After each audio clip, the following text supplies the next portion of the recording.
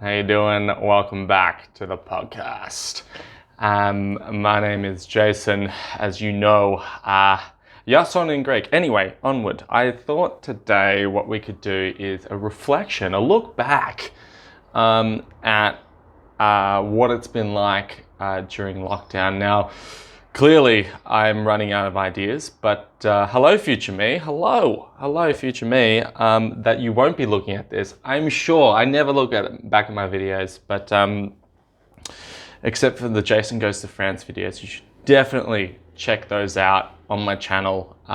Jason Goes to France videos. It's of me 11 years ago, and I haven't changed, just my hair, and it's actually like well edited and fun. So check that out while you're watching this. All right, cool. So just wanted to talk about what it was like. I kind of got to know coronavirus around January. I was teaching a bunch of Chinese students and they were like, hey, look at this virus. Look, and like midway through course, they're like, hey, look, some people are eating bats. You know, I'm like, oh my God. And I'm trying to teach.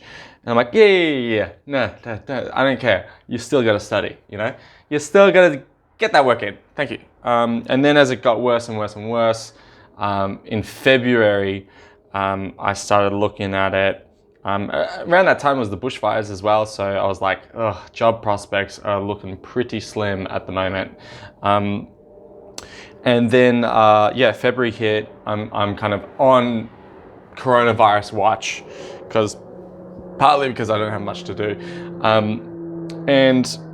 And then like, because I'd been following a bunch of YouTubers that are China YouTubers, like these Western guys that YouTube out of China, and now they don't, but they're still commenting on China. I kind of got the heads up. I got linked to a good channel that talks about coronavirus on a daily. I started watching those videos on a daily. I started getting prepped around the end of February, and that's when it was like starting to hit pretty bad. And I couldn't get toilet paper, but I still had plenty. I still have some of those supplies now. We're in June. Like who knew that I did not want to cook chickpeas? Just don't. Dry chickpeas, too much preparation, yeah? Basically, I got insane, woo! And I bought a bunch of shit, and then I still didn't have a job, and I just transferred all my money from Canada. I was gonna go back to Canada to film, and then once I realized, you know, look, it's probably hitting the whole world, and as soon as that first production, the Mission Impossible, got postponed, I was like, look, it's probably not going to happen. That was February. So I kind of like, I was going to go back in March, and I was like looking at it going, bad deal. And then, once one production in Canada got stopped, 2 days later, all the productions were done. So my dreams, well, not really big dreams, but of getting into the movie scene have been thwarted because my visa runs out in August. So, and that won't be enough time to go back, and I won't be able to apply for an extension or anything like that. So that sucks.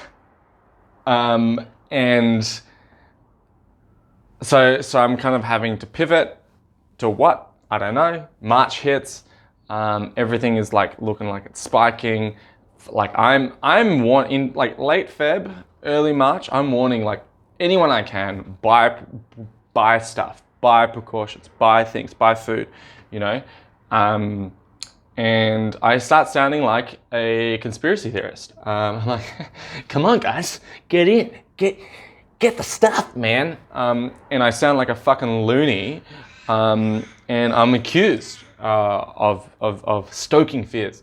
And then, about a month later, that all changes, and the person that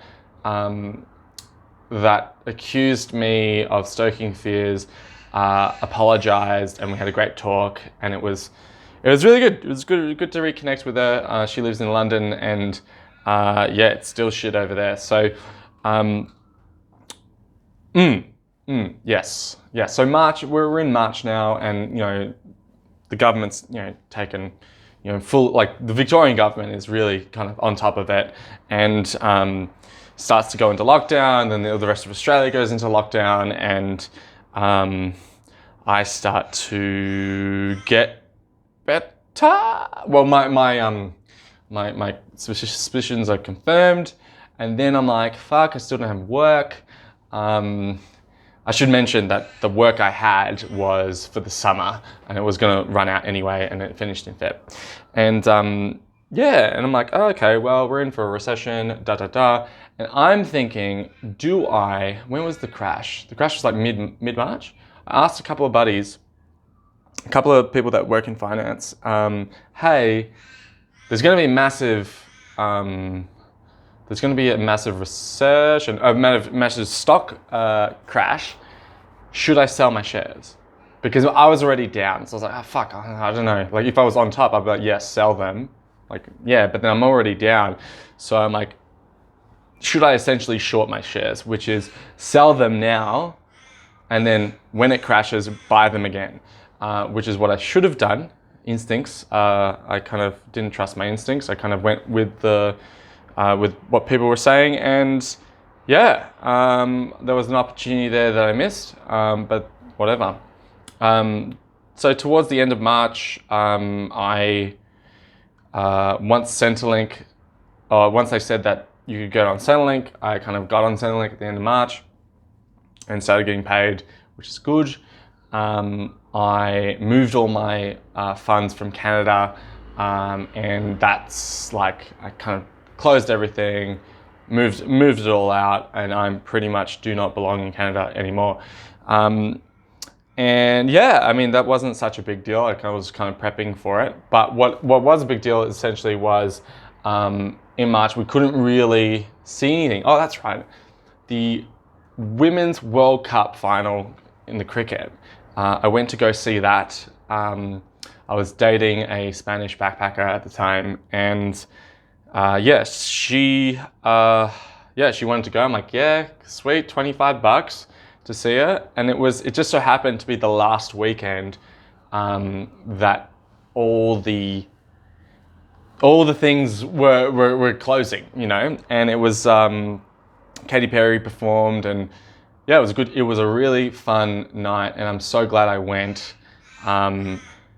Because people were like warning me, it's like, hey man, you're warning us about the coronavirus and yet you're going out, what's going on? And I'm like, well, it's probably gonna be a long time since we can go to a stadium again. And that's turned out to be true. So, and hopefully they're saying in September that things will get back to normal, live gigs will be happening again, but we shall see. Okay, so since then, what happened? I guess what I'm trying to say, 8 minutes and 30 seconds into this video, trying to say is I went crazy in the sense of like, you couldn't really do anything, couldn't use public transport. I didn't have access to a car, I had access to a bicycle, and I started riding a lot, which was great. And I went crazy because I couldn't see anyone. And I think that's about as much pressure as I've had, in that regard, in terms of the coronavirus. I really wasn't that stressed all that much. It was like, well, let's just ride it out. I've got enough money even without Centrelink. And yeah, let's just ride it out. And so basically, this has been pretty easy. I don't know about you, but like, I'm pretty fortunate enough that I'm living by myself. It sucked when you couldn't see anyone, when it was like, do not see anyone. I'm like, oh, fuck. So I was kind of by myself a lot, and I was, riding my bike a lot. But, it was, and I kind of broke that a couple of times. But you know, like that was it. That was it. That was the only thing. And since then, I'm getting paid. Like I'm enjoying myself, kind of. You know, day like today, 16 degrees. It's gonna be freaking winter, like that winter chill. Oof, I'm gonna ride my bike again. Yeah, it's been a pretty good time, and I can't begin to imagine what it's like for other people who are not in my circumstance, who can't get payments, who don't have savings, who've got mortgages to pay, who've got families to feed, all that sort of stuff. I can't imagine. So for me, it's been actually quite simple. I mean, I don't know when I'm going to get a job. I don't, you know, who knows? Who cares? Like shit's happened, and that's just what we got to do. You know, like I've been putting a little bit more time into my online business, which has seen some more sales, which is good, but nothing substantial, nothing like just still breaking even, still, you know, just or close, you know, just above breaking even. So it's really like I've been dating a lot.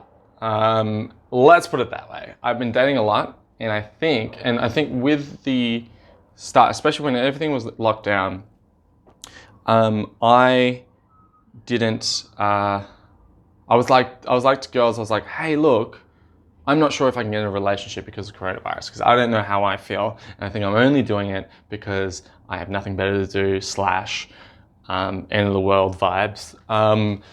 And yeah, so I just went on a bunch of dates, and there was one girl that I thought, yeah, it's gonna work out, and I'm like, no, it didn't work out. And so why was I thinking it? Like, it was definitely the coronavirus stuff, kind of tricking me, I guess. And so, yeah, so now I'm just fucking around. Yeah, it's a good time to be single right now. I don't know, right now, before, no. You know, mid-lockdown, terrible. But right now, everyone's coming out of it. Everyone is horny. It's crazy. It's good times.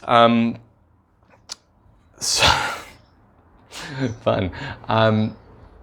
Yeah, I mean, look, for those people, especially in other countries that have copped it way worse than Australia has, I'm sorry, but here in Australia, at least for me, it's been pretty good. But here are some of the shitty sides, right? My mum is stuck in India, yeah? She's stuck in India, she can't come home because there are no flights. Fun. And she's just given us word that she might be back home in a month. Who knows? We'll see, you know? And my brother's partner is having a baby, you know, and can't really get there. I guess I could, but then I don't know, flights, it's complicated, and like there's a lot of issues in that respect. Who knows? I might be going for a road trip very soon, so who knows? But yeah, he lives in Sydney, so. And so that must be really hard on my brother's fiance, because fucking pandemic going on, and she's having a kid, like pregnant, hormones, like wild, fucking wild. Yeah. So anyway, look, that's my kind of thoughts. That's my 2 cents. I thought I'd just say what my situation is like. So not that bad. What about yours? How's yours been? Has it been all right? Or has it been pretty shit? Let me know down in the comments. Or just contact me. I don't know, whatever. Cool. This is the end of the video, and I'll see you next week.